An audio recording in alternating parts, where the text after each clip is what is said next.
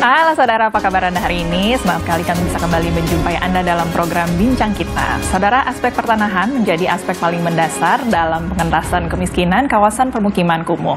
Nah, untuk mengatasinya, pemerintah melalui Kementerian Agraria dan Tata Ruang atau Badan Pertanahan Nasional menyelenggarakan program konsolidasi tanah dengan penataan kembali suatu permukiman menjadi lingkungan yang layak huni, aman, dan bersih. Lantas seperti apa konsep penyelenggaraan konsolidasi tanah dalam pengentasan permukiman kumuh dan bagaimana peran BPN dalam mendukung kebijakan tersebut? Kita akan bahas lengkapnya selama 30 menit ke depan bersama dengan saya Melisa Ganasari hanya di Bincang Kita.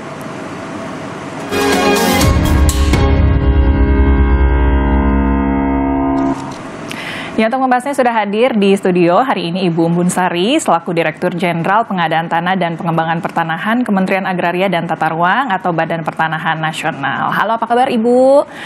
Baik sekali. Terima kasih sudah hadir di sini. Kita mau bicara mengenai program konsolidasi tanah ini untuk pengentasan permukiman kumuh di Indonesia. Boleh diceritakan sedikit latar belakang dari program ini seperti apa, Ibu? Baik Mbak Melisa, jadi pemerintah kan akhir-akhir ini sedang giat-giatnya menggalakkan pengentasan pemukiman kumuh perkotaan. Jadi ini ditujukan dalam rangka meningkatkan kesejahteraan masyarakat perkotaan tentu saja, dan sudah dicanangkan, sudah digariskan di Rencana Pembangunan Jangka Menengah 2015-2019 bahwa harus direalisasikan lingkungan perkotaan yang layak huni dan berkelanjutan. Ini kita kenal dengan inisiatif 100-0-100. Apa itu 100-0-100? 100% akses ke air bersih, 0% pemukiman kumuh, dan 100% akses ke drainase dan sanitasi yang layak. Dan demikian juga di RPJMN tahun 2020-2024 itu penyediaan akses ke pemukiman yang layak huni dan berkelanjutan. Dan dalam hal ini kami di Kementerian Agraria dan Tata Ruang sejak tahun 2020 itu sudah terlibat secara aktif di kegiatan, di program yang disebut dengan National Slum Upgrading Project atau umumnya biasanya disebut sebagai Kotaku atau Kota Tanpa Kumuh. Dan ini memang kami bersama-sama tentu saja dengan Kementerian PPN, Bappenas, dan Kementerian PUPR juga World Bank. Ini lebih ke tujuannya adalah menyiapkan kebijakan dan juga mencari solusi serta menangani permasalahan pemukiman kumuh di perkotaan. Baik, seperti kita ketahui mungkin masyarakat lihat di kota besar seperti di Jakarta juga kita sering lihat ya banyak permukiman kumuh. Tapi yang menentukan sebuah lingkungan kemudian ini bisa menjadi sasaran dari program ini, aspek-aspeknya apa saja? Jadi ada kriteria yang disebut dengan pemukiman kumuh itu seperti apa. Jadi bisa dilihat dari aspek tata ruangnya. Apakah lokasi itu sudah sejalan dengan pola ruang kawasan pemukiman? Apakah dia berada di lokasi rawan bencana, di lokasi misalnya sempadan, itu dari aspek tata ruangnya. Apakah juga dia menguasai tanah, bagaimana keamanan bermukimnya, dia menguasai tanah dengan alas hak apa? Apakah punya alas hak atau tidak, gitu kan? Apakah dia menguasai tanah miliknya sendiri atau tanah orang lain? Itu dilihat dari aspek secure tenurialnya. Kemudian juga dilihat dari aspek infrastruktur dasar pemukiman. Apakah akses jalannya ada, memadai, layak dan memadai? Apakah akses ke air bersih, ke sanitasi, ke drainase ya? Apakah layak? Juga dilihat dari aspek kepadatan. Kalau kepadatannya tinggi dan kemudian juga bentuknya biasanya nggak beraturan. Jadi itu yang disebut dengan lingkungan pemukiman yang tidak layak huni. Baik, karena sekali lagi pasti ketika kita bermukim tadi ya kita ingin ada akses air bersih, kepadatannya juga harus diatur, semuanya itu tentunya untuk kesejahteraan masyarakat yang tinggal di sana dan di lingkungan sekitar ya, kira-kira seperti itu ya. Baik, apakah ada tantangan Ibu dalam penanganan pengentasan pemukiman kumuh ini pada akhirnya? Oh ya, banyak sekali tantangannya. Sebenarnya nanti saya sebelum ke tantangan itu kan harus cerita dulu apa yang disebut dengan konsolidasi tanah. Karena kan ya, tapi nanti sebelum ke sana saya cerita dulu. Tantangannya yaitu masyarakat sendiri. Betul. Karena kan bicara pengentasan pemukiman kumuh ini karena lokasi sudah ada. Yang utama adalah masyarakat sadar tidak bahwa tidak layak hidup di lokasi kumuh. Kan banyak masyarakat kita juga tidak bahasa anak mudanya tidak ngaruh. Betul. Tidak ngaruh, bodoh amat ya udah gitu. Saya bisa nempati. Peduli amat itu tidak selaras dengan tata ruang. Mohon maaf ini kalau bahasanya agak kurang menyenangkan. Jadi terkadang ya sudah adanya begini, banyak yang nerimo juga adanya begini ya sudah. Jadi tidak berpikir ke depan itu bisa lebih baik. Tantangan utamanya ya dari masyarakat. Baik. Karena sekali lagi mereka yang tinggal di sana. Mereka yang tinggal di sana kita ajak berkolaborasi, ayo dong kita membangun lingkungan. Itu yang paling utama. Kalau kita bicara dalam kerangka konsolidasi tanah. Karena inti daripada konsolidasi tanah itu adalah peran aktif masyarakat. Jadi kalau sedikit saya mengelaborasi terkait konsolidasi tanah. Kami di Peraturan Menteri Agraria dan Tata Ruang Badan Pertanahan Nasional itu ada Permen 12 tahun 2019 itu menggariskan bahwa apa yang disebut dengan konsolidasi tanah. Konsolidasi tanah itu adalah kegiatan penataan kembali, penguasaan, pemilikan, penggunaan dan pemanfaatan tanah agar selaras dengan tata ruang. Dan kita juga memastikan pengadaan tanah bagi infrastruktur untuk kepentingan umum itu tersedia. Dengan apa? Dengan cara pelibatan peran serta aktif dari masyarakat. Ini poinnya, peran serta aktif dari masyarakat. Jadi lokasi tertata sesuai dengan tata ruang, infrastruktur untuk infrastruktur dasar pemukiman itu tanahnya tersedia. Dari mana? Dari masyarakat sendiri.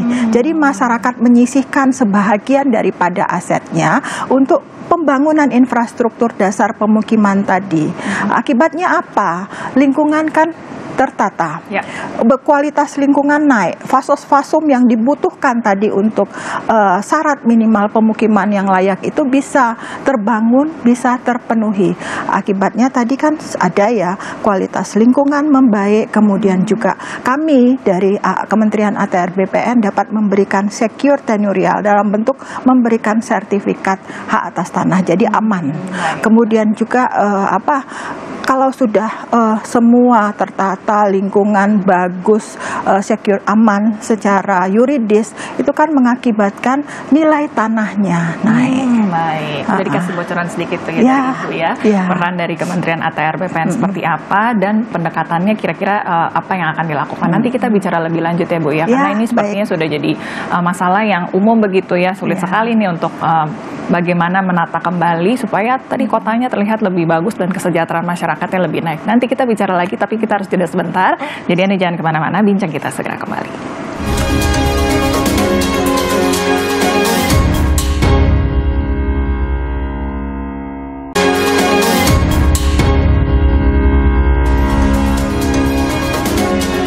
Anda kembali di Bincang Kita Saudara. Hari ini kami masih membahas mengenai konsolidasi tanah, solusi pertanahan dalam pengentasan permukiman kumuh. Kita lanjut ngobrol lagi ya Bu. Nanti sudah membahas mengenai salah satu program yang dilakukan dari Kementerian ATR BPN untuk pengentasan permukiman kumuh. Ini adalah konsolidasi tanah. Bagaimana pendekatan kemudian yang dilakukan tadi supaya masyarakat bisa berpartisipasi lebih aktif, supaya tadi ada jaminan tanah yang lebih aman sehingga harga tanahnya tadi bisa menjadi lebih baik. Pendekatan yang dilakukan seperti apa Ibu? Yang utama adalah kita melakukan edukasi ya, sosialisasi. Itu kita tidak henti-hentinya, tidak jemu-jemunya, karena kan kita tahu masyarakat kita itu sangat beragam ya. Jadi itu pentingnya. Dan kami juga di sini melibatkan pemerintah daerah biasanya kan, karena yang dekat sekali dan erat sekali dengan masyarakatnya itu adalah pemerintah daerah. Jadi mulai dari mengedukasi masyarakat terkait pentingnya hidup hidup di lingkungan yang sehat. Kan kalau tidak ada air bersih, bagaimana kualitas hidupnya? Kalau misalnya tidak ada akses jalan, kalau ya kami sedikit saya memberitahu bahwa konsolidasi yang kami laksanakan bukan hanya di pemukiman saja, tetapi kan juga ada konsolidasi pertanian.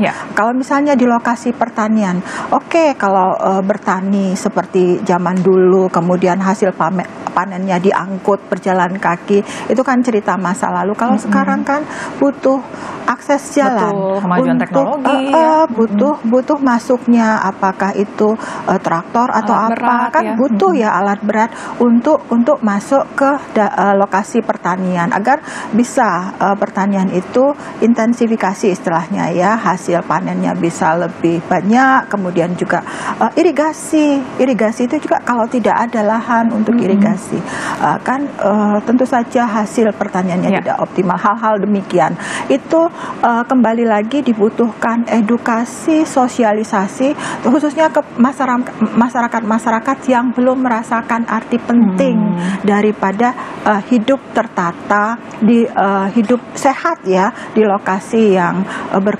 berkualitas. Dan juga luar biasanya banyak masyarakat yang belum menyadari arti penting daripada jaminan kepastian hukum hak atas tanah. Ya, saya begini enggak punya sertifikat enggak masalah kok, aman-aman saja.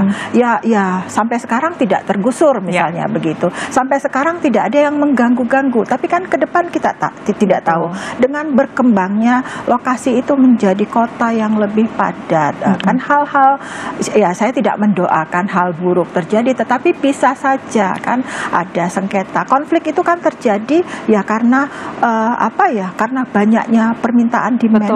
Terus sementara supply tanah itu sangat terbatas. Akhirnya kan ya mohon maaf ada hal-hal yang tidak kita harapkan itu bisa terjadi dan menimbulkan konflik. Jadi kalau demikian apakah terjadi penggusuran atau klaim-klaim tertentu, itu arti pentingnya sertifikat di sana memberikan perlindungan hukum, jaminan kepastian hukum. Hal-hal itu yang kami lakukan di Kementerian Agraria dan Tata Ruang. Tetapi yang kembali lagi adalah kalau ke konsolidasi tanah, poin pentingnya adalah partisipasi aktif dari masyarakat, sehingga tantangan utama kita adalah bagaimana mensosialisasikan dan mengedukasi masyarakat bahwa ini manfaatnya luar biasa bagi masyarakat. Dari kita sudah membahas nih ya Bu ya mengenai programnya seperti apa. Mungkin supaya bisa lebih terbayang oleh pemirsa di rumah, ketika suatu pemukiman nanti diberikan program konsolidasi tanah ini, apa yang akan terjadi Bu? Apakah nanti direlokasi begitu warganya, lalu supaya bisa lebih terbayang langkah-langkahnya begitu seperti apa Ibu? Baik Mbak Melisa, jadi kalau konsolidasi tanah ini akan berbeda, sama-sama penyediaan tanah. Sebenarnya poin pentingnya adalah penyediaan tanah untuk infrastruktur bagi kepentingan umum. Yang banyak mungkin sudah dikenal masyarakat adalah pengadaan tanah kan, pengadaan tanah, penggusuran istilahnya. Berbeda sekali dengan konsolidasi tanah. Pengadaan tanah bedanya dengan konsolidasi tanah, masyarakatnya itu tidak kemana-mana. Masyarakatnya itu tetap jadi penghuni di lokasi tersebut. Jadi akan tetapi ditata lokasinya yang tadinya tidak ada fasos-fasum, yang tadinya berantakan, bentuknya tidak karuan, disusun desain konsolidasi tanahnya, desain KT istilah kami, yang selaras dengan tata ruang, kemudian di mana fasos-fasum masyarakat tetap ada di sana. Jadi nanti hanya sekedar menyisihkan sebahagian dari aset mereka, berdasarkan ditata, kepotong sedikit asetnya untuk katakanlah untuk membuat jalan atau membuat sarana air bersih tadi. Sehingga setelah itu dibangunlah itu infrastruktur fasos-fasum dan infrastruktur dasar pemukiman untuk selanjutnya kan lingkungan menjadi baik ya, yang seperti saya ungkapkan tadi, dan itu ngikut kok. Jadi kalau kita bandingkan nilai tanah yang di lokasi kumuh yang nggak punya akses jalan, tinggian mana daripada nilai tanah yang sudah tertata. Baik. Jadi intinya dirapihkan begitu ya Bu, dirapihkan, ada akses jalan selaras yang bagus dengan tata ruang dan tentu saja dipenuhi infrastruktur pemukiman, infrastruktur dasar pemukimannya. Baik, itu capaian-capaiannya Ibu ya. Ada infrastruktur yang baik, ada fasilitas umum yang baik, tadi akses air bersih yang baik, pastinya lebih aman dan sejahtera untuk masyarakat yang tinggal di sana. Dan yang utama itu tadi secure tenurial itu loh, jaminan kepastian hukum hak atas tanah. Jadinya kan kalau orang udah hidup di lingkungan tertata, kemudian juga punya kepastian hukum hak atas tanah, tidak ketakutan sewaktu-waktu bisa digusur gitu kan. Jadinya kan bonusnya nilai tanahnya naik. Baik.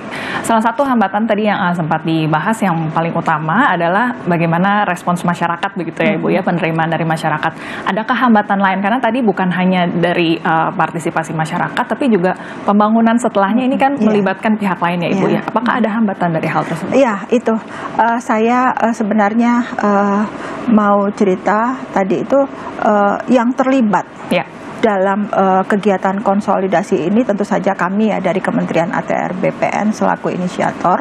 Kemudian kan di dalamnya ada masyarakat yang tadi partisipasi aktif masyarakat, dan ini juga kan Pemda. Kami mengharapkan sekali pemerintah daerah terlibat di sini, apakah dari sisi sosialisasi dan sampai ke penganggaran untuk pembangunan.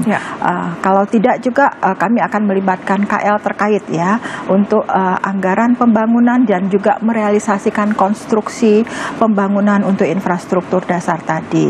Dan kita juga bisa melibatkan akademisi, praktisi, apakah kita juga membentuk koperasi, pelibatan BUMN, BUMD, BUMDes dan sebagainya. Dibutuhkan itu kolaborasi, sinergitas semua stakeholder sehingga program ini terus berlanjut ya, berkelanjutan. Jadi kalau tadi masyarakat sudah menyumbangkan tanahnya, sudah semangat tuh, tapi ternyata di belakang hari anggaran untuk pembangunannya tidak ada. Atau mungkin karena ada kebutuhan lain yang mendesak gitu kan, tidak yang tadinya kita rencanakan wah ini udah siap dibangun dan selesai tahun sekian, infrastruktur jalan ada, kita serahkan sertifikatnya, tapi ternyata anggarannya terpotong untuk kegiatan yang dinilai lebih prioritas. Itu jadi hambatan utama kita, karena kan kita kembali lagi berhadapan dengan masyarakat yang sudah kita janjikan untuk mendapatkan lingkungan pemukiman yang layak huni kan menjadi surut. Juga kan masyarakat menjadi wah kok begini ya, begitu. Hal-hal itu juga menjadi tantangan buat kita. Jadi diharapkan memang ada tuntas begitu ya Bu ya, pembangunannya sampai akhir sehingga capaiannya tadi tercapai dan manfaatnya betul-betul terasa. Kita akan ngobrol lagi, tapi kita harus jeda sebentar, nanti kita akan lanjut ngobrol lagi, jadi jangan kemana-mana, bincang kita segera kembali.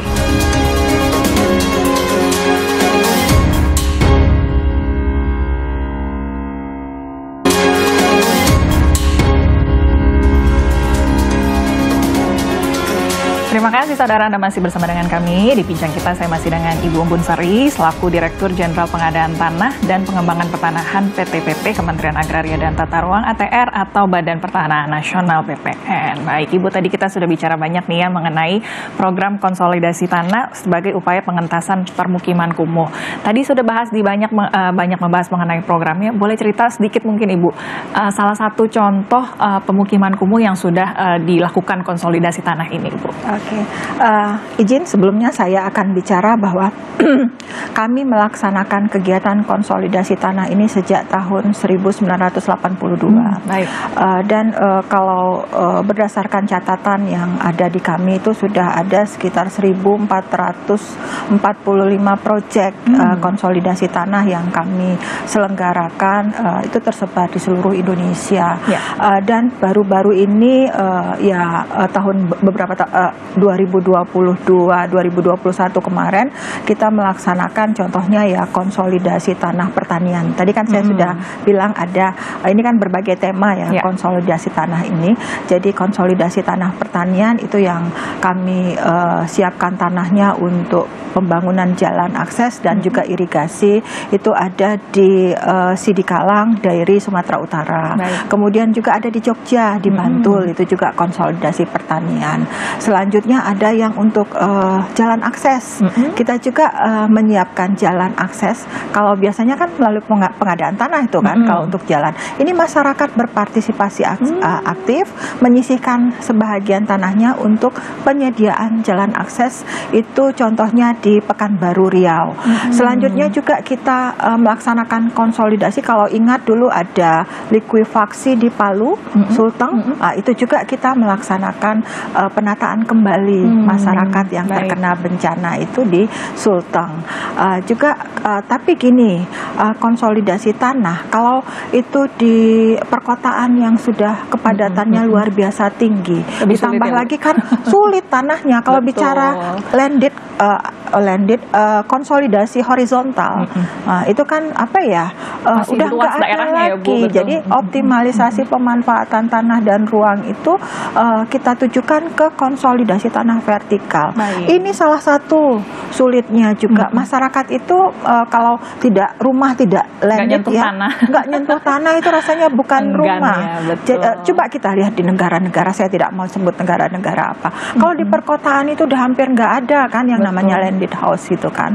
Semuanya vertikal. Itu tantangan kita untuk mensosialisasikan juga ke masyarakat bahwa tidak salah, bahkan luar biasa. Karena kita dapatkan space atau ruang untuk fasos-fasum tadi, untuk infrastruktur dasar tadi, kan hidup lebih nyaman daripada uyuk-uyukan gitu kan di lokasi kumuh.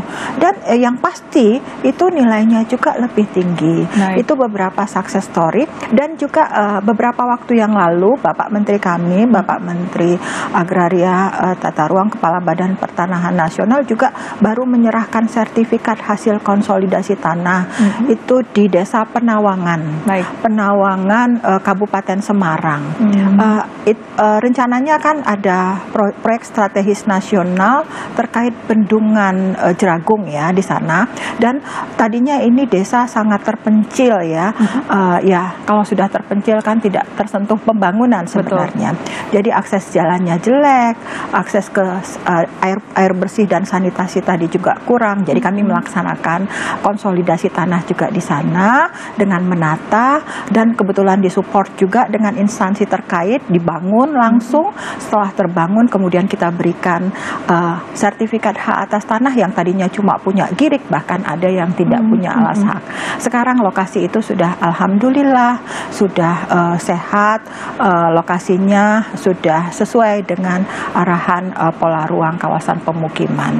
Baik. Waktu kita sudah hampir habis, Bu. Mungkin ada rencana atau agenda ke depan terdekat yang akan dilakukan terkait dengan program konsolidasi tanah ini, Bu? Ya, kami terus